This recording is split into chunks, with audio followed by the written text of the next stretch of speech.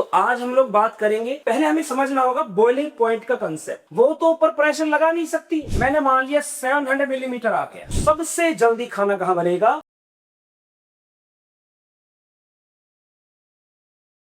तो आज हम लोग बात करेंगे खाना कहां पर जल्दी पकता है, पहाड़ पर या सी लेवल समुद्री सतह, मैदानी इलाकों पर या खाड़ी में, बे में।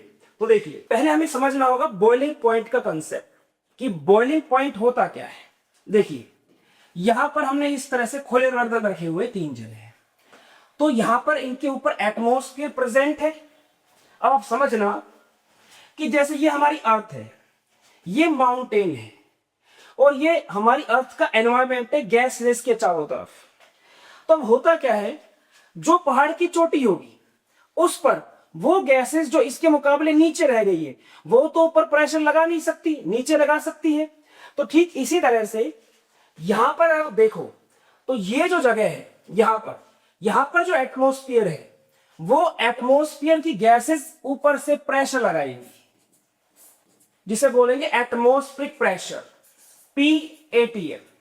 ठीक इसी तरह से हम मैदानी इलाकों में गए, सी लेवल पर, यहां भी एटमॉस्फेयर की गैसेस इस पर प्रेशर लगाएंगी, पर दोनों में फर्क क्या होगा?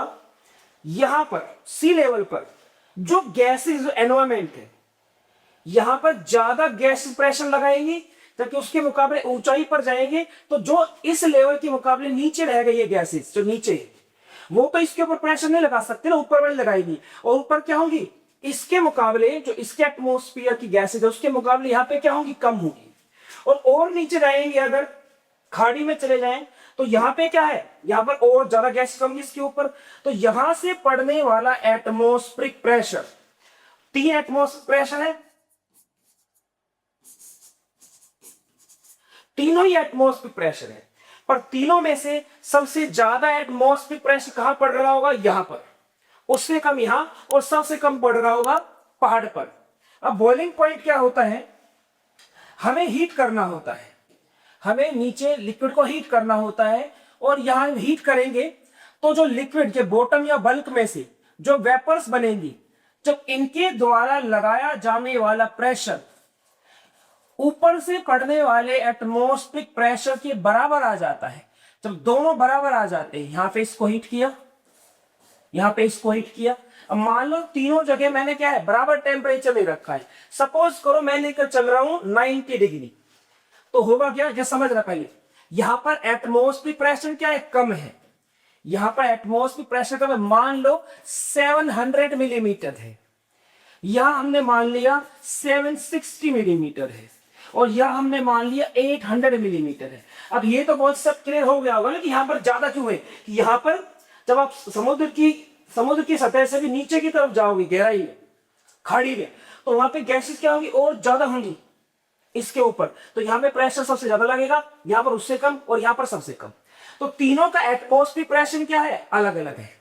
अब मैं क्या कर रहा हूं, मान लो मैंने 90 में हीट किया, 90 डिग्री सेंटीग्रेड पर, तो इस पर जो यहाँ पे नीचे से लगने वाली वेपर्स है, जो बल्क और बॉटम से जो वेपर बनेगी लिक्विड की, उनके द्वारा लगाए जाने वाला प्रेशर मैंने मान लिया 700 मिलीमीटर आ गया।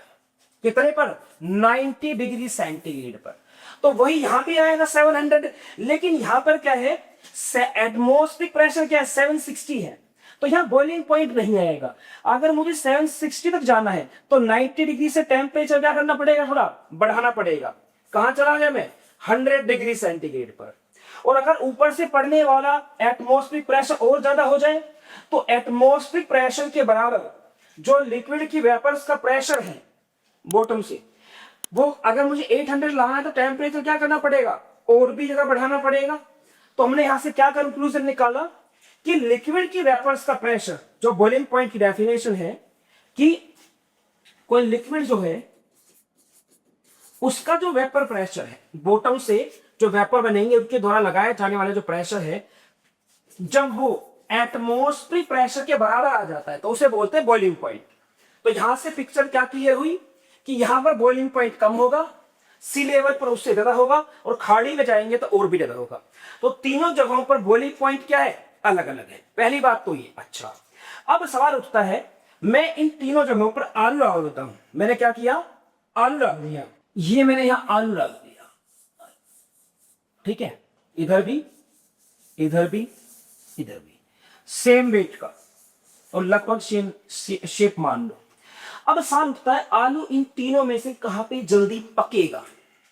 तो ध्यान से सुनना मेरी बात को। देखो, किसी भी खाने को पकने के लिए चाहिए होती एनर्जी। जितना जल्दी एनर्जी उसे मिलेगी उतना वो जल्दी पकेगा। अब यहां समझना, हमने हीट किया, इधर भी हीट किया, इधर भी हीट किया, लेकिन यहां पर जैसे प्रेशर हुआ 700 बराबर आ गया। अब 701 मिलीमीटर कर दो, हल्का सा बढ़ा दिया तो वेपर उड़ जाएगी बाहर। मतलब जो लिक्विड, पहले तो कोई वेपर बराबर आ गया था ना प्रेशर, अब उसके बाद क्या होगा, और ये बाहर निकलनी स्टार्ट हो जाएगी। तो इसमें मैं जब हीट करूंगा और लिक्विड की वेपर्स का प्रेशर, जो बॉटम से वेपर्स बन रही है उनका प्रेशर जैसे 701 मिलीमीटर होगा, वो क्या होगा, वो बाहर उड़ जाएगा, वो उड़ना स्टार्ट हो जाएगा। मतलब उसमें जो ज्यादा एनर्जी वाली गैस वो है, वेपर्स है, वो क्या होगी, इस लिक्विड की सरफेस को छोड़ के बाहर उड़ जाएगी। तो यहां अंदर कौन सी रह पाएगी, जिसका इतना या इससे कम वेपर प्रेशर होगा, ठीक है।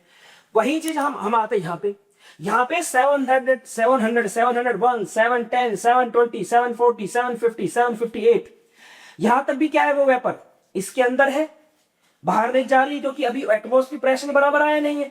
तो सीधी सी बात है, यहां पर जो वेपर्स है उनका जो प्रेशर होगा, उनकी जो एनर्जी होगी, वो क्या होगी, ऊपर वाले के मुकाबले ज्यादा होगी। और ज्यादा एनर्जी वाली वेपर्स जब आलू की सरफेस से टकराएंगे तो वहां पर क्या देगी, अपनी हीट ट्रांसफर करनी स्टार्ट कर देगी। तो यहां पर जो आलू होगा वो जल्दी एनर्जी ले रहा है उसके मुकाबले, तो यहां पे क्या होगा, वो जल्दी पकेगा, वो जल्दी पकेगा। ठीक इसी तरह से यहां बात करें, यहां पर क्या है, जो लिक्विड की वेपर्स जिनका प्रेशर 780, 790, 795 भी है, वो भी क्या है, इसके अंदर है, वो एटमॉस्फेयर प्रेशर के बराबर नहीं आ पाई है, तो बाहर नहीं निकल पाई। तो इधर जो लिक्विड है उस लिक्विड में ऊपर इसके मुकाबले भी ज्यादा एनर्जी वाली वेपर्स है। तो वो वेपर्स जब इस सोल्ड की सरफेस से टकराएगी, आलू की सरफेस से टकराएगी, उनको टच करेगी, तो अपनी एनर्जी क्या है, उसको ट्रांसफर करनी स्टार्ट कर देगी। तो ये वाला आलू क्या होगा, और भी जल्दी पकेगा। यही रीजन है कि जो पहाड़ी इलाके होते हैं वहां पर गैस या ईंधन ज्यादा लगता है चीजों को पकाने के लिए।